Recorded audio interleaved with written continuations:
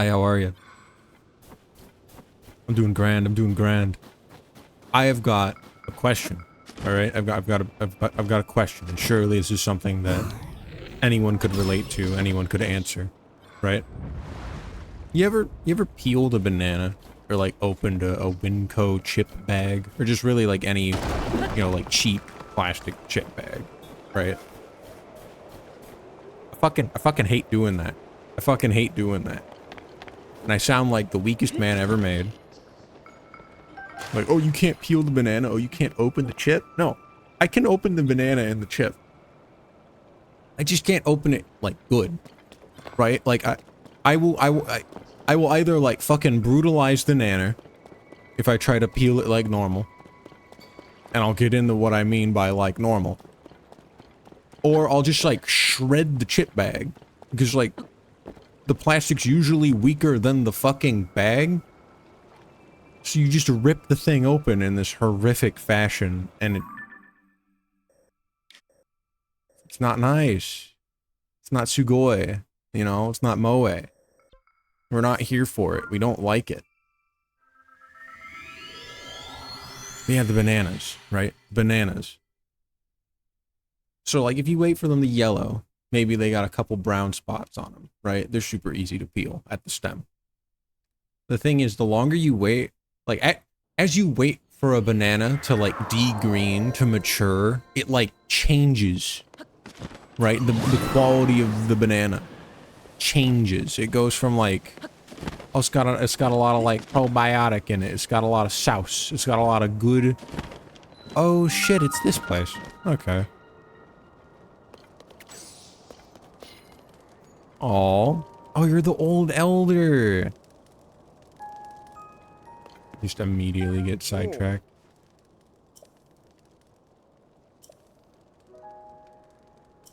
Hey, he remembers me.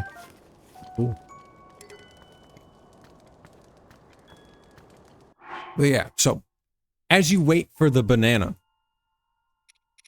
so as you wait for the stem to be peelable, it stops being like, oh, good for your gut biome, and becomes like kind of like a sugar stick, like a big old meaty stick of sugar, right? And like, I don't like it like that. That's not like the kind of relationship I want to have with bananas. So I fucking, I hate that. So how do I open the banana then? If you flip that shit around, right?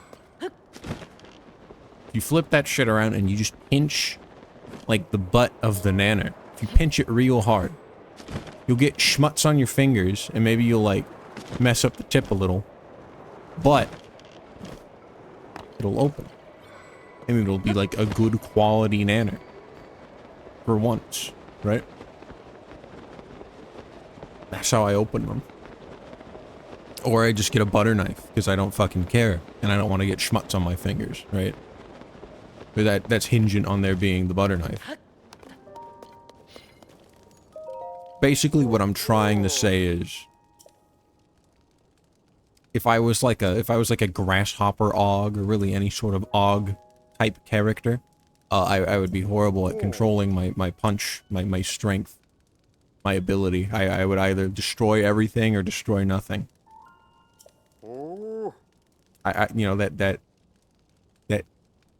Takahashi Hongo fella. I could never do it like he do it,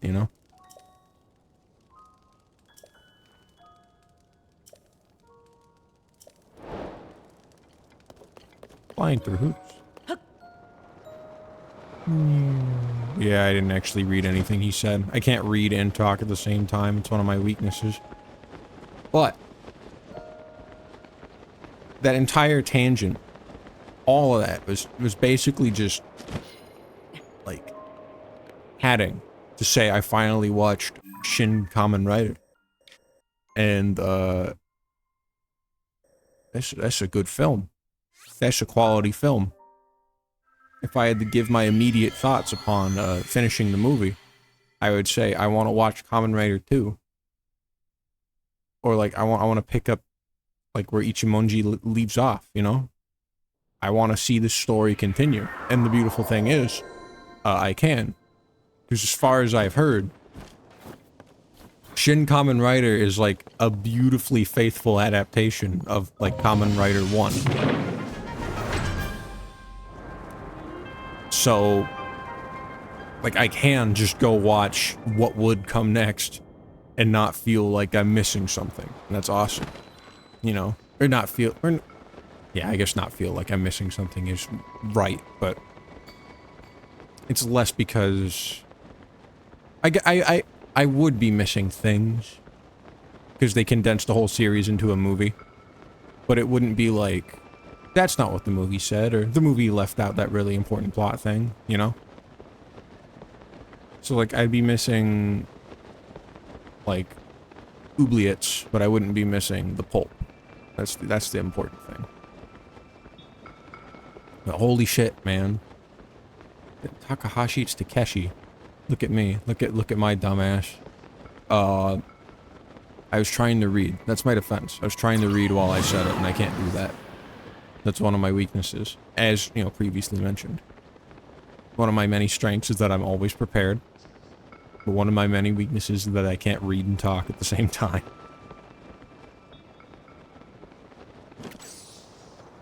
But having, like, really only watched Kuga, I really, really like Hongo. Right, and that's not like any flack against Huga, or Huga? Fuck, against Kuga. I still like Kuga, right? I still like Yusuke. It's just like, Yusuke is more kind of like a Goku type character, in the sense that he doesn't change a whole lot. But, he changes the people in the world around him, right?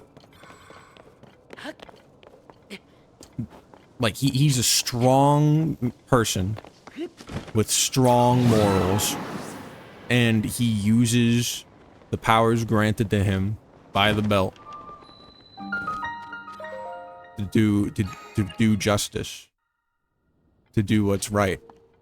He's an extraordinary person that was given extraordinary powers, and he uses them the best he can, and oftentimes, you know, that is enough. His best is enough. He is quality in that regard. So what does that mean about Hongo? Hongo is a weak man with really strong morals, right? But the problem in that is the morals are like his strongest feature. Like, he's a weak man with strong morals, but his trickings, his trappings, prevent him from getting the job that he needs to do as, you know, Kamen Rider. Like, he can't go all the way, because he's adverse to violence, but he needs to go all the way in order to, you know, win the day, to seal the deal. Right? Or at the very least, that's the impression that's given. That's, like, a problem that he has. How am I supposed to get this over here? Oh, I get it. I get what I'm supposed to do. But, you know, as the movie goes on, you see Hongo find a way to make it work his way, right? Like, as he becomes more comfortable with his abilities as, you know, the Grasshopper Og. No, that's not the point I wanted to make. I kind of already talked. I'm kind of a loser. I, like, talk to myself before I record and what have you. Just to, like, get the thoughts out, just to ramble a bit, right? Oh.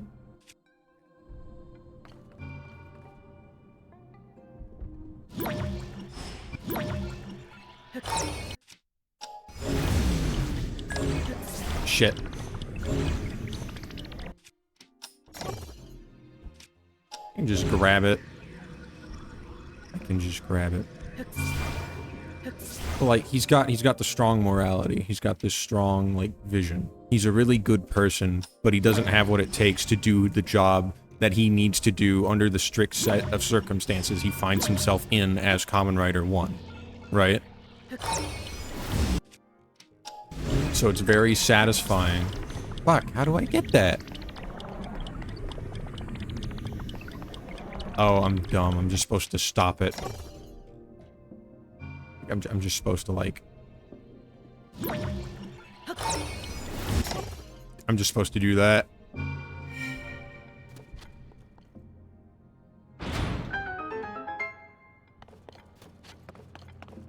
He doesn't have what it takes to be the writer. So he finds his own way to do good on his own terms. And that makes him a better writer than really anyone else in the movie. Like, it makes him the best writer he could be. And it's not because of his powers. He kind of hates them. He avoids using them whenever he can to solve problems because he doesn't want... He wants to be kind to strangers. He wants to be... You know, he wants to provide this kindness, that same kindness that, like, his father provided. He wants to do that. I don't know what point I'm trying to make. He's cool. He's cool, right? Yusuke kind of, like, gets the belt and fits the mold. And, you know, there are bumps in the road, but for the most part...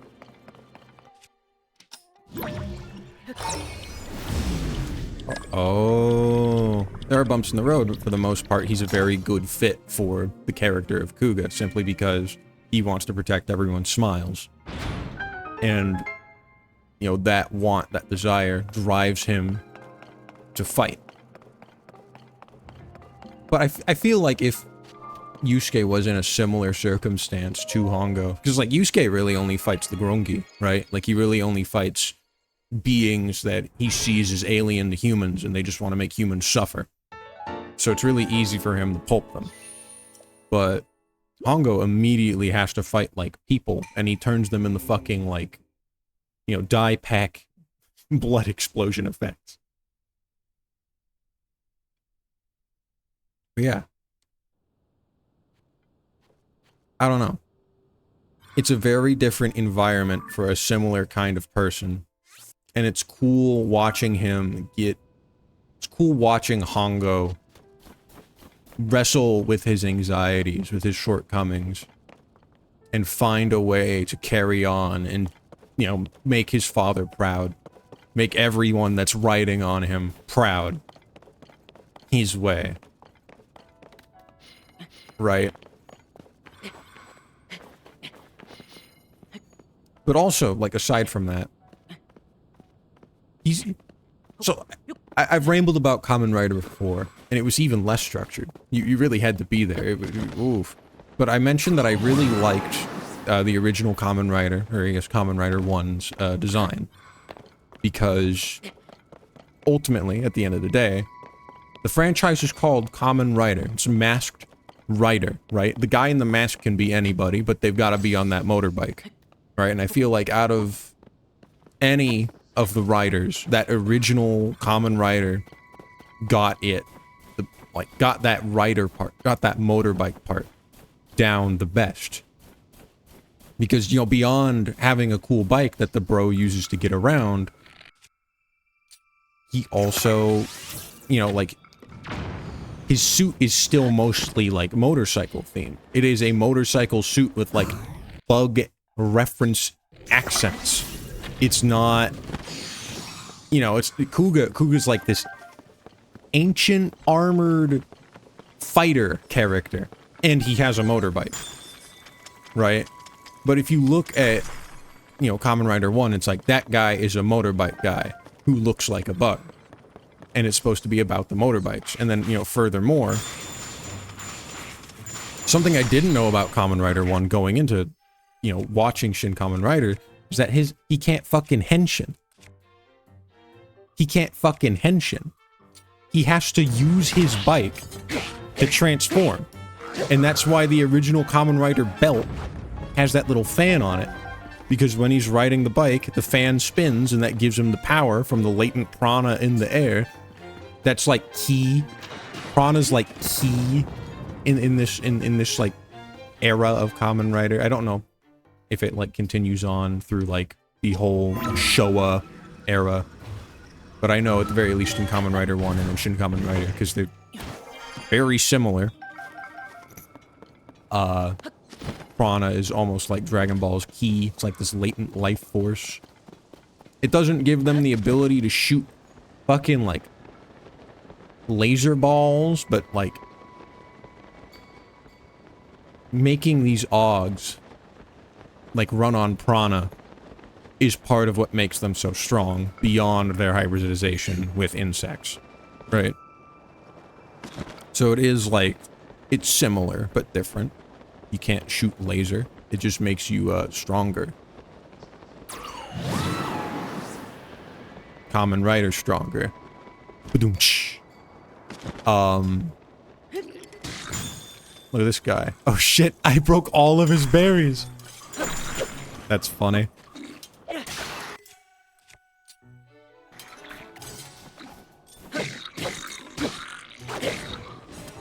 But yeah, like, I didn't know going into it that, like, he had to use the bike.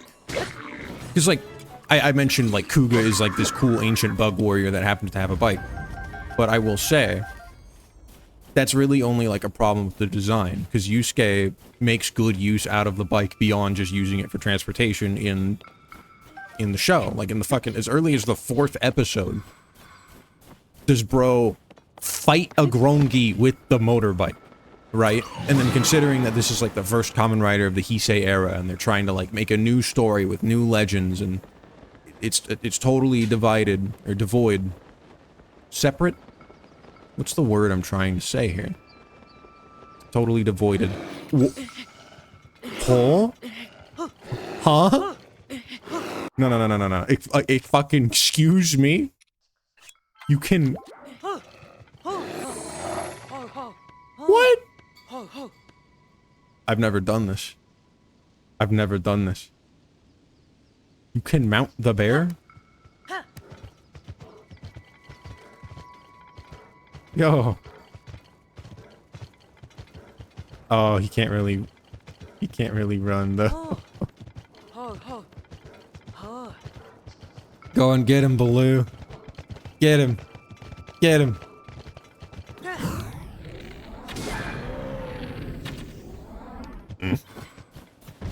That's awesome. See ya, Baloo.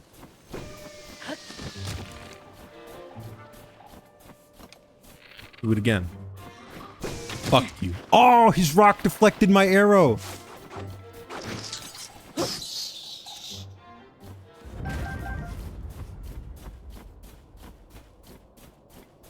But, you know, so... You know, previously I mentioned that I really liked how Kamen Rider 1 was very... Okay. Okay. Oh, whoa, is this like a hot spring?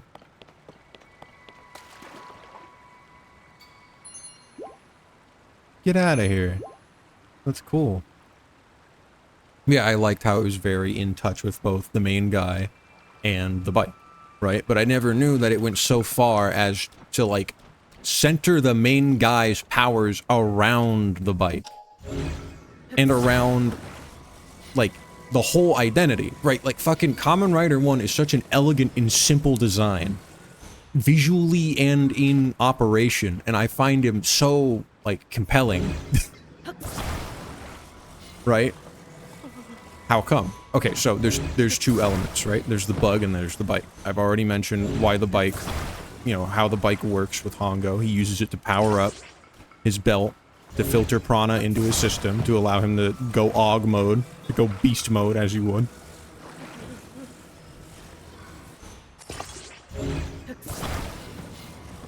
And without the bike, he wouldn't be able to power up. And that does come up. That does come up.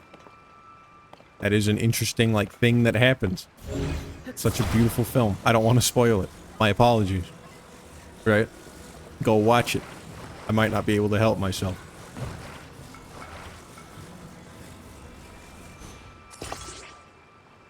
guess that works. But then also, so there's the bug and the bite. The bug is Grasshopper.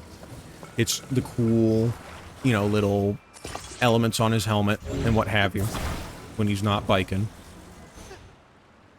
But it's also, like, it also plays into his little power scheme of he needs the fan to spin to be strong. Grasshopper can jump really good, so he'll want to jump into the air, so that spins the fan and filters prana into his system, so he's stronger, right? At the same time, Kamen Rider's iconic finishing move, the Rider Kick, involves jumping up into the air, doing a couple flips, and then driving your fucking heel into their chest. He's already jumping around all over the place, so it just naturally flows into the kick. Like, everything just complements each other really well. With Kamen Rider 1's, like, whole thing. And that's so cool. I'm such a big fan of that. He's so awesome. I want to watch his show, and it's going to be a little jarring, right? But it's going to be awesome. I don't know, that's like another one to put on the list. Before it was like morbid curiosity, but now it's like, yep, nope.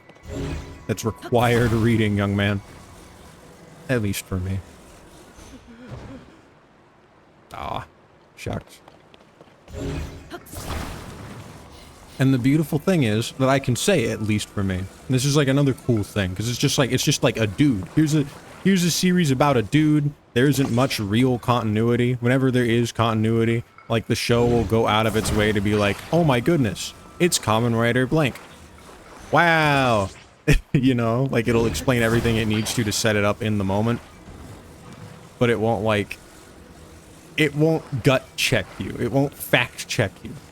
Right? It won't be like watching Shippuden after not watching the original. Or at least what I would assume watching Shippuden after not watching the original is like, I haven't watched either. I know people that have watched both. I could ask them. But I didn't think of this stratagem of my little discussion before I started recording. So now we're in trouble.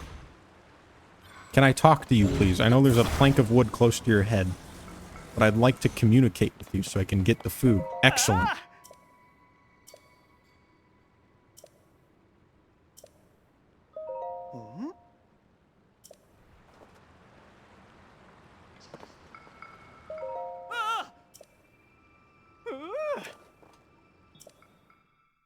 There's a lot of things you wouldn't have thought of, Addison.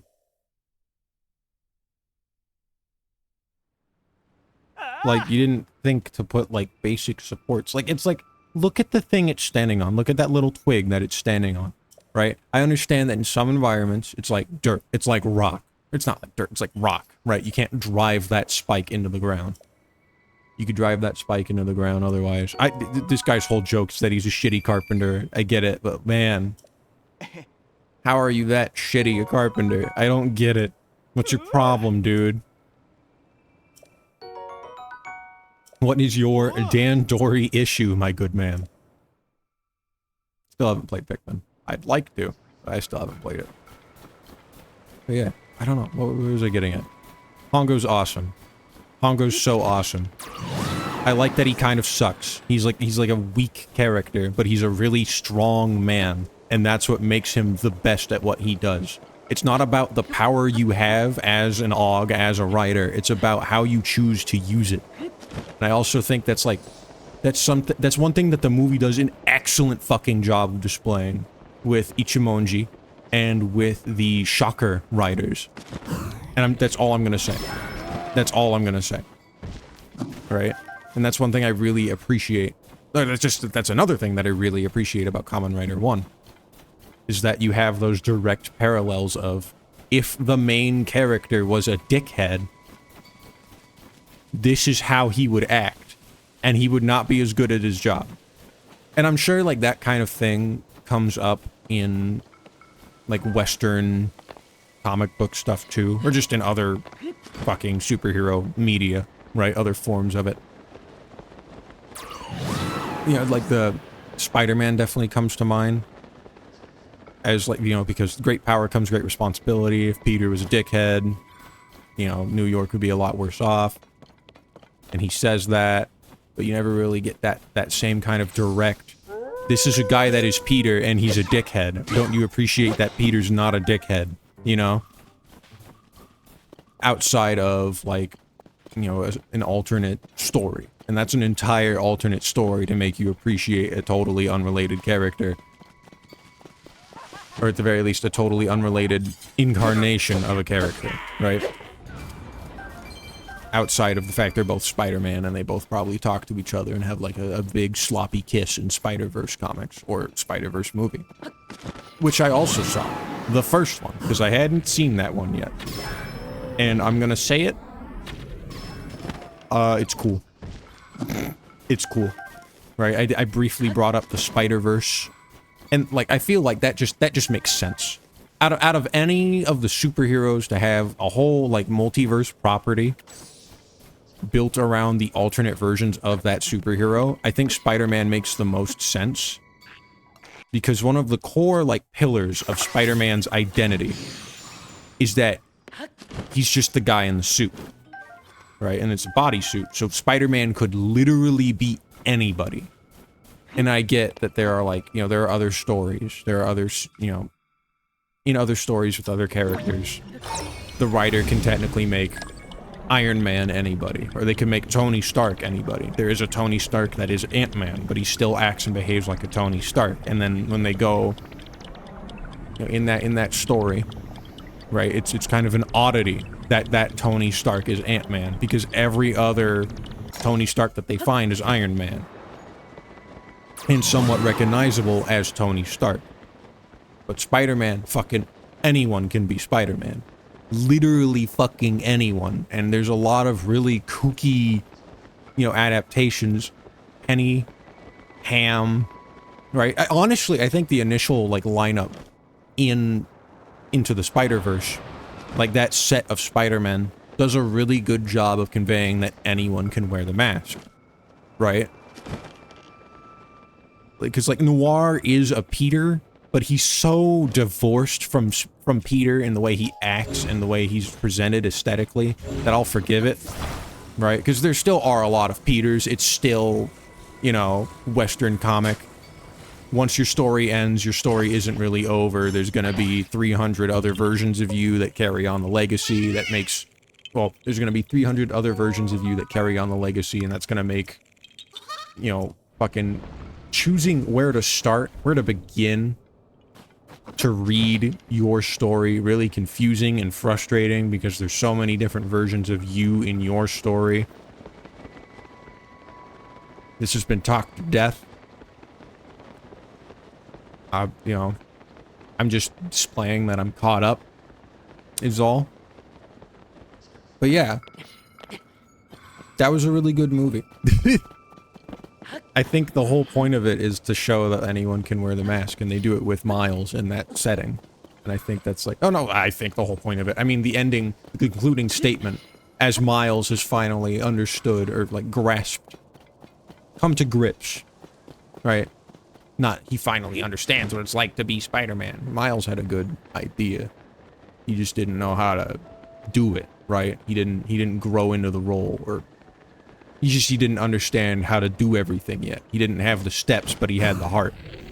He didn't lab the combo, but he had his head in the right place, so to speak, right? I forgot those guys drop nothing. I just like shooting them in their dumb face.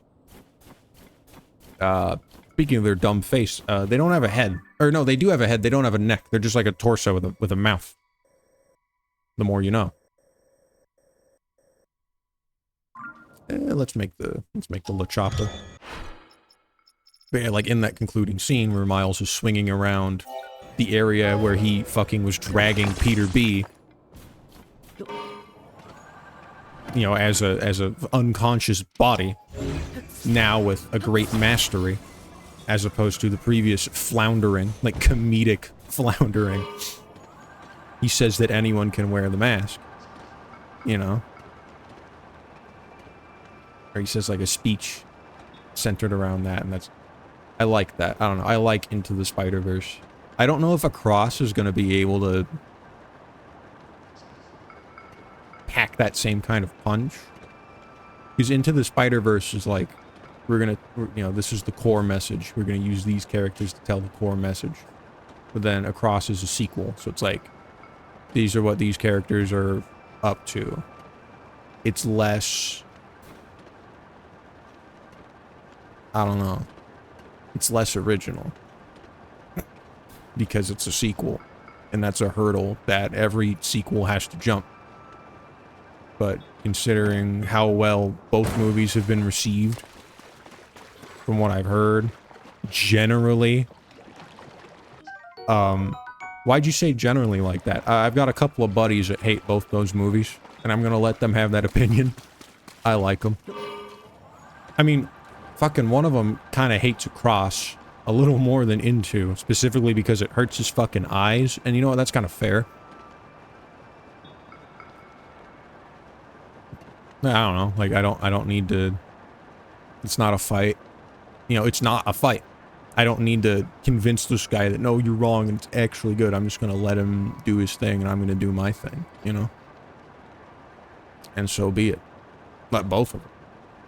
I gotta thaw this thing out, though. This is like comically large ice block. There's a shrine in here.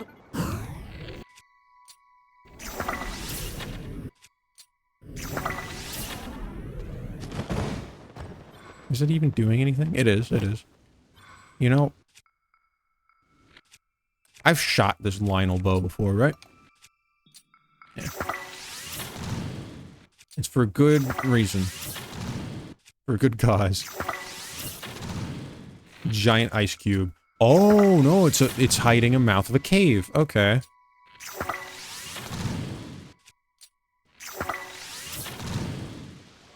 I'm doing a bad job of articulating. Spider-Verse is cool.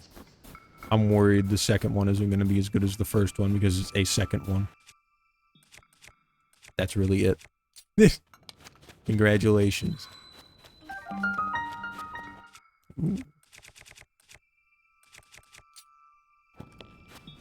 I still think it's cool, and I think it does a really good job of speaking to, like, a core element of Spider-Man that, before that movie, really hadn't been addressed, because all Spider-Man media was really centered around different versions of Peter. So I feel like coming out of the woodwork and making a movie about, you know, admittedly there are, like, 3 different Peters in Spider-Verse, Into the Spider-Verse. But still, they're still outnumbered by, like, Penny, Miles, and Ham. And Gwen. I almost forgot about Gwen. How do you forget about Gwen in that movie? Funny. Yeah. I really liked it. Just off of that, it did a really good job of speaking that truth of Spider-Man's, you know, core design, core thing. I don't know what to say about it. I guess design would be it. It's not visual, it's not power, it's just like a core part of his identity as a character. He could be anybody, because while he has the suit on, he's unrecognizable as anybody, right? Like when you look at Batman, it's like, all right, you have a kind of look, you have a kind of particular aspect to you that is identifiable as you know, Batsy, as Bruce. Batman Beyond's good though. That show was cool. I didn't watch a lot of it, but it was cool to see old Bruce and young, what's his name? I didn't see the show often.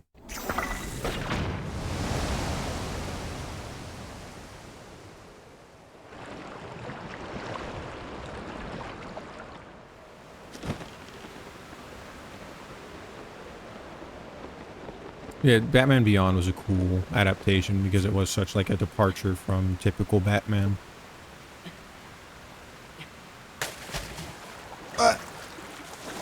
But it's in there! I heard it going whap whap whap whap whap whap wow. Like the guy is in there. I need to get him.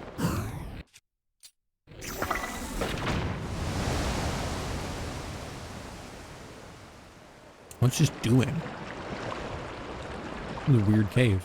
Oh fuck, I'm like way over time. Shin Kamen Rider good. It does a really good. It does a really good. It's very fast paced. And if you've never, you know, engaged in Kamen Rider before, it's going to be a lot to take in at first, but it does a good job of kind of telling you what you need to know as it goes. It's just like, huh. Right? All right, and we're going. But it's a really smooth ride. I highly recommend it. If you or a family member has Prime Video, you can watch it for free.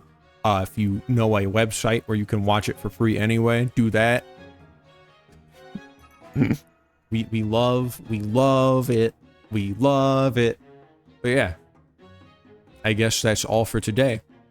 Or today, I do 2 of these a day, motherfucker. That's all of it for this part. And I'll be seeing you next time. Hopefully we'll figure out this fucking evil cave thing.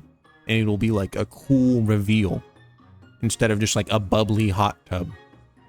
But, you know, it's really up in the air. I guess you have to wait and see. Oh, that was horrible. That was like that was like opening with the pops, just doing a bunch of breathy H's. I mean, I did it into the filter, but that's gonna suck. That's gonna suck. And that's just like, I regret doing that. It was just lame. I'm never gonna do that again. All right. Thank you for toughing it through that. Love you. Bye.